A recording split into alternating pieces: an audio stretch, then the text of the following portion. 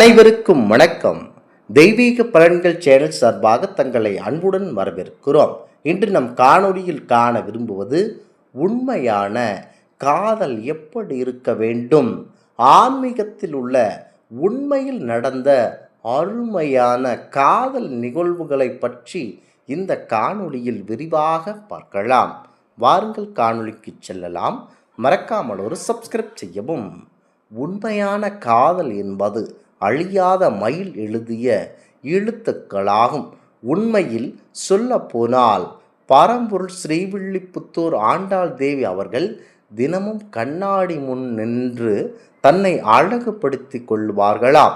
அவர் ஒவ்வொரு முறையும் தன்னை கண்ணாடி முன் அழகுபடுத்தும் போது ஒரு முறை கூட அவர்களின் உருவம், ஆண்டாள் தேவியின் உருவம் கண்ணாடியில் விழுந்ததில்லை.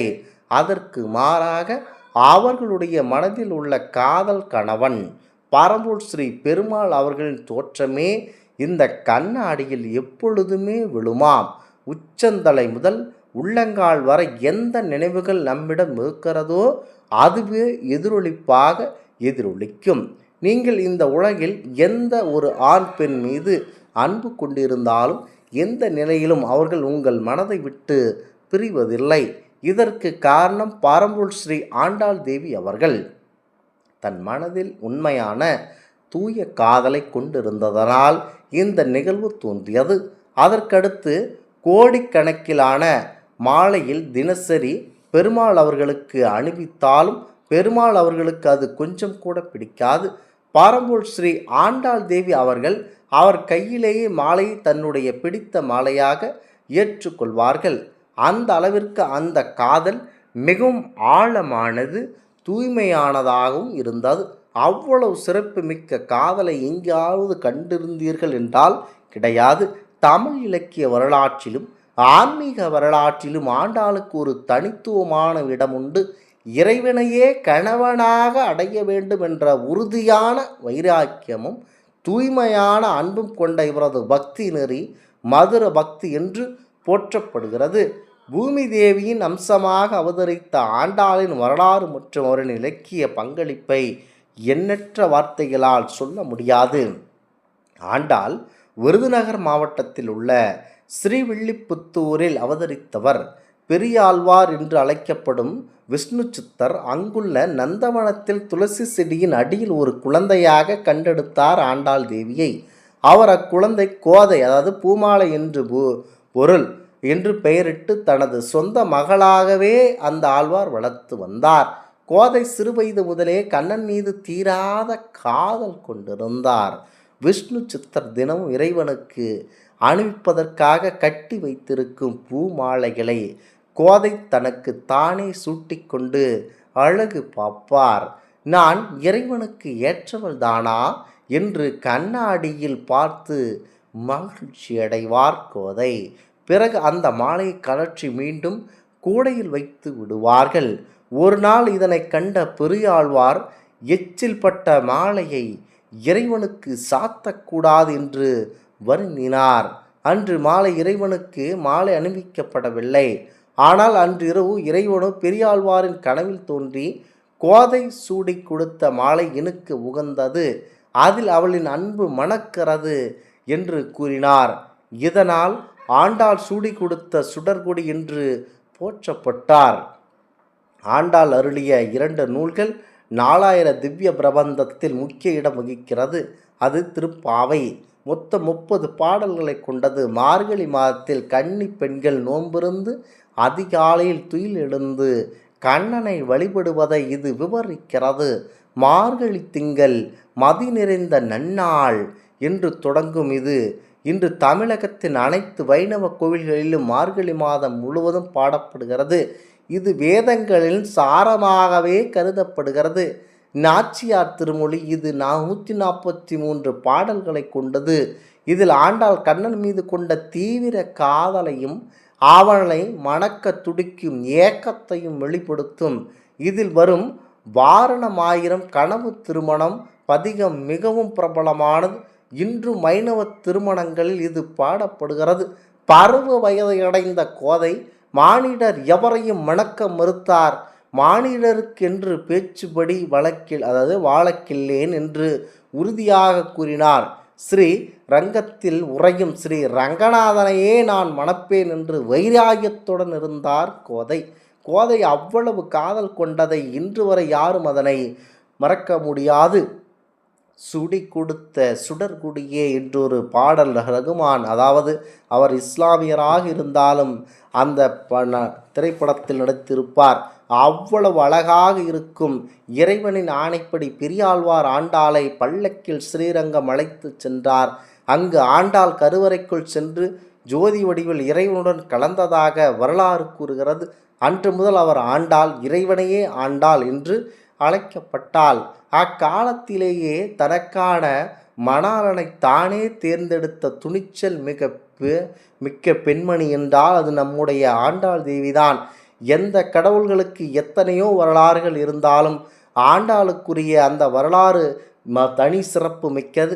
இவரது பாடல்கள் சொற்கள் எளிமையாகவும் அதே நேரத்தில் ஆழமான பக்தி பாவம் கொண்டதாகவும் இருக்கிறது.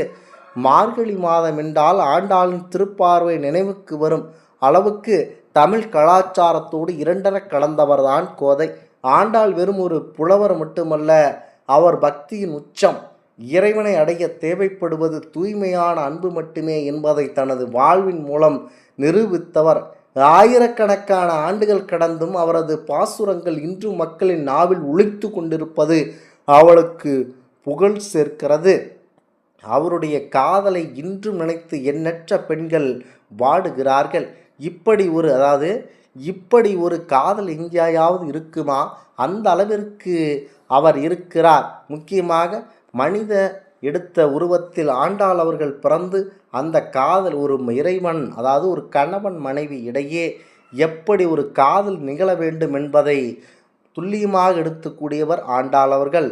ஆண்டாளின் காதல் என்பது சாதாரண மானுட காதலை கடந்து இறைவனையே தன் நாயகனாக ஏற்று உருகிய ஒரு தெய்வீக மற்றும் பக்திமயமான காதலாகும். தமிழ் இலக்கியத்தில் நாயகி முக்கியமாக பாவத்தில் இறைவனை ஆராதித்த 12 ஆழ்வார்களில் ஆண்டாள் மட்டுமே ஒரு பெண்ணாக தன்னை உருவப்படுத்தி பாடியுள்ளார். முக்கியமாக ஸ்ரீவில்லிபுத்தூரில் அவதரித்த ஆண்டாள் பெருமாளுக்கு தொடுக்கப்படும் மாலைகளைத்தான் முதலில் சூடிக்கொண்டு அழகு பார்ப்பதை வழக்கமாக கொண்டிருந்தார். இதனால் அவர் சூடி கொடுத்த சுடர்குடி என்று அற்புதமாக தமிழில் பாடி போடுகிறார்.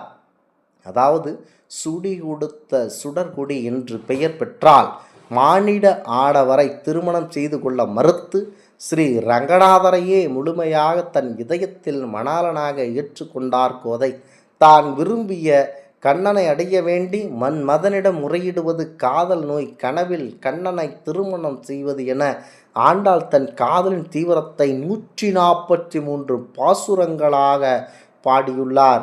மார்கழி மாதத்தில் திருப்பாவின் 30 பாடல்கள் பாடி தோழியருடன் சேர்ந்து கண்ணனின் திருவடிகளை அடையும் வழிகளை உலகிற்கு உணர்த்தினார் கோதை. இறுதியில் அவர் ஸ்ரீ ரங்கநாதருடன் ஐக்கியமானார். இவருடைய காதல் தூய்மையான பக்தியின் வெளிப்பாடாக இன்றளவும் பேசப்படுகிறது. ஆண்டாளின் அமுத தமிழ் பாடல்கள் அற்புதமானவை. இதனை மனதில் நினைத்து கொண்டு செயல்பட வேண்டும். ஒரு கணவனிடம் மனைவியானவள் எவ்வாறு காதல் கொள்ள வேண்டும் என்பதை இந்த உலகத்திற்கு உணர்த்தவே இந்த அவதாரம் எடுக்கப்பட்டது. முக்கியமாக இந்த காதல் கண்ணன் மீது தனக்கு இருந்த ஆயிரக்கணக்கான காதல் பற்றி நாச்சியார் திருமொழியில் உருகி பாடியிருக்கிறார். நாச்சியார் திருமொழியில் மன்மதனை பார்த்து, மானிடருக்கென்று என்னை மணமுடிக்க பேசினால் நான் வாழ மாட்டேன் என்று உறுதியாக சொல்கிறாள் கோதை. திருமணம் செய்தால் என் உள்ளம் கரவர் கல்வனையே மனம் செய்வேன் என உருகி கூறுகிறார். அவள் கண்ணன் மீது கொண்ட காதல் அவளுக்கு அத்தனையும் பெற்று தந்திருக்கிறது. ஆண்டாள் கண்ணன் மீது கொண்ட காதல் பக்திமயமானது. அந்த காதலும் தெய்வீகமானது.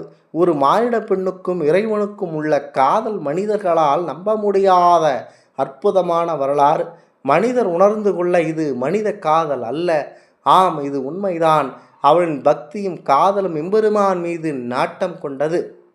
அவள் மட்டுமல்ல, இவ்வுலகில் பிறந்த உயிர்கள் அனைத்தும் எம்பெருமானையே அடைய வேண்டுமென்ற எண்ணத்தில் உறுதியோடு இருந்தவள் ஆண்டாள்.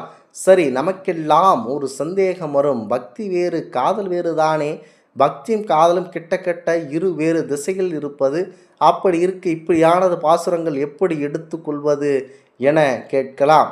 கடவுளை கைதொள்ளும் போது காமம் எதற்கென்றெல்லாம் கேள்வி கேட்பவர்களுக்கு நாம் புராணம் சொல்லும் பதில், கசப்பு மருந்தை கசப்பு மருந்தை உள்ளுக்குள்ளும் அனுப்ப கொஞ்சம் இனிப்பு தேவையில்லையா? அதுபோலத்தான் இதுவும். நாச்சியார் திருமொழியில் 7ஆம் பதிகத்தில் கற்பூரம் நாருமோ கமலப்பூ நாருமோ திருவள செவ்வாய் தானே தித்திக்குமோ எனத் தொடங்கும் பாடலை போது ஆண்டாள் மெல்லிய காதல் உணர்வை புலப்படுத்த கண்ணனுடன் சேர்ந்திருக்கும் பாடியான அனுபவத்தை பெற வேண்டும். அதற்கு எப்போதும் அவனுடன் சேர்ந்து இருக்கும் ஒரு பொருளிடம் அதன் அனுபவத்தை சொல்லி கேட்க வேண்டும். என்ன செய்வது? இவ்வளவு சிறப்புமிக்க காதலாகும்.